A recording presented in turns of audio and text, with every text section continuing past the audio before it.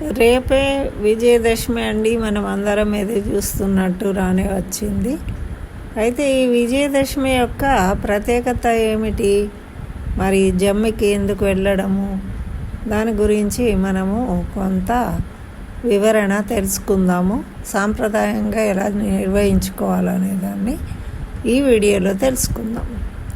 మహిళా లోకానికి స్వాగతం. అందరికీ నమస్కారం అండి. మనకు పురాణాల ప్రకారము పాండవులు అజ్ఞాతవాసానికి వెళ్ళే ముందు, వాళ్ళు విరాట కొలువుకు వెళ్ళే ముందు వాళ్ళ అస్త్రశస్త్రాలు అన్నిటినీ కూడా ఎక్కడ పెట్టాలని చూసినప్పుడు జమ్మి చెట్టు మీద పెడతారనమాట. జమ్మి చెట్టు మీద పెట్టి జమ్మి చెట్టును ప్రార్థిస్తారు. మనకు పురాణాల ప్రకారము కొన్ని దేవతా వృక్షాలు ఉన్నాయి, అందులో జమ్మి చెట్టు ఒకటి.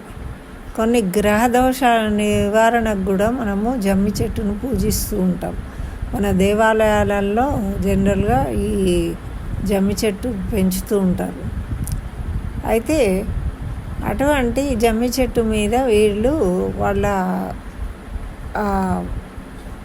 అస్త్రాలన్నిటినీ కూడా దాచుకుని వెళ్తారు.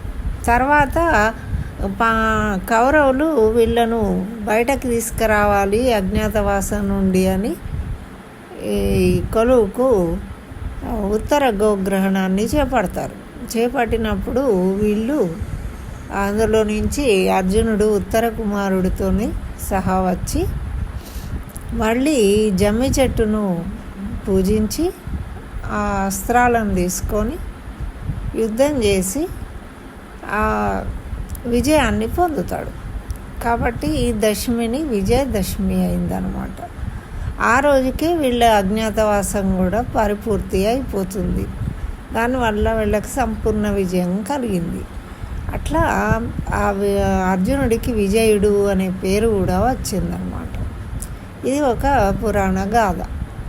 మరియు ఇంకా ఈ విజయదశమి రోజే రాముడు సీతను, అంటే లంకలో ఉన్న సీతను యుద్ధానంతరము మొట్టమొదటిసారిగా చూసిన రోజు ఈ విజయదశమి రోజు అని చెప్తారన్నమాట. అందుకని రామస్య ప్రియదర్శనం.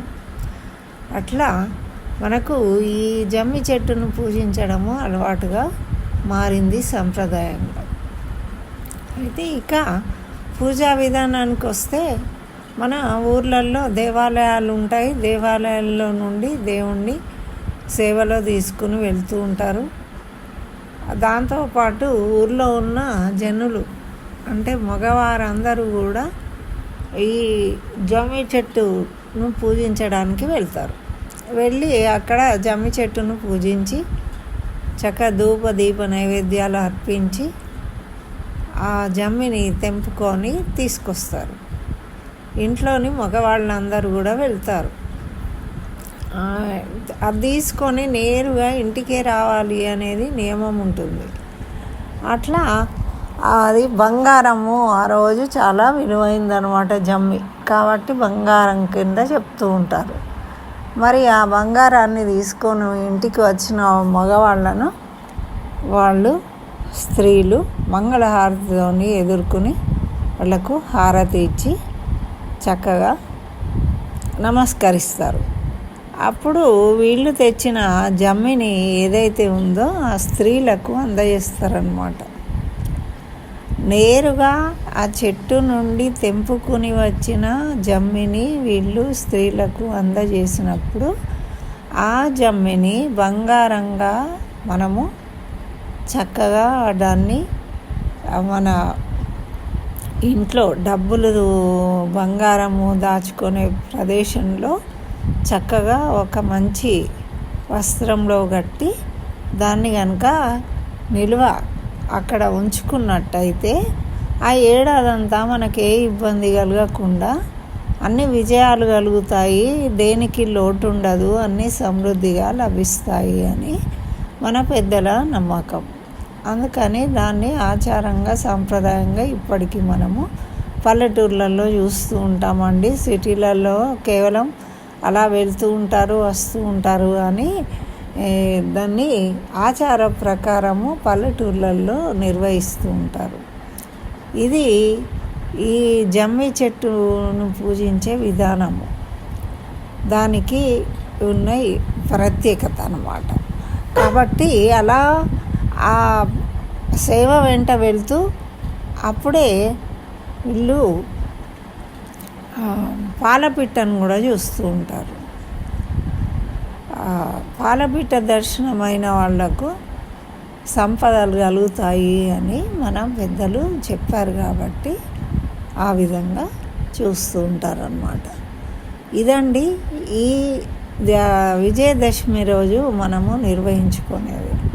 ఇది మనకు తిరుమల తిరుపతి దేవస్థానంలో కానీ చాలా ఊర్లల్లో మనకు ఉత్సవాలు నిర్వహించే చోట ఈ పారువేటకి వెళ్ళి జమ్మిని తీసుకురావడం అనేది పెద్ద ఉత్సవంగా నిర్వహించుకుంటారు. దేవాలయాల నుండి ఊర్లో ప్రజలందరూ కలిసి నిర్వహిస్తూ ఉంటారు. అయితే మనము దాన్ని మొట్టమొదటగా తెచ్చిన చెట్టు నుండి తెంపుకొని వచ్చిన ఆకులను పరమ పవిత్రంగా భావించి ఒక బాక్స్లో పెట్టుకొని వాటిని చక్కగా మనము డబ్బులు దాచుకునే ప్రదేశంలో ఉంచినట్టయితే మనకు అవి సంరక్షిస్తాయి అని వాళ్ళ నమ్మకం. కాబట్టి మనం కూడా దాన్ని ఆచరించాలి. అందులో వాటిలో ఉన్న ఆకులలో ఔషధ గుణాలు ఉంటాయి.